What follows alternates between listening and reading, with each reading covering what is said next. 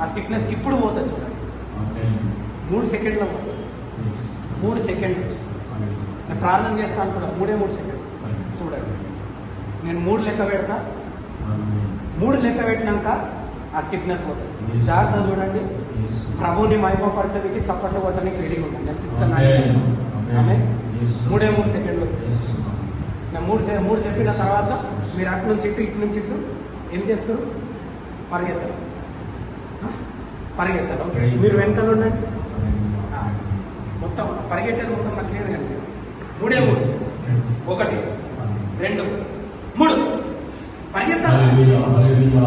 ఇంకా ఇంకా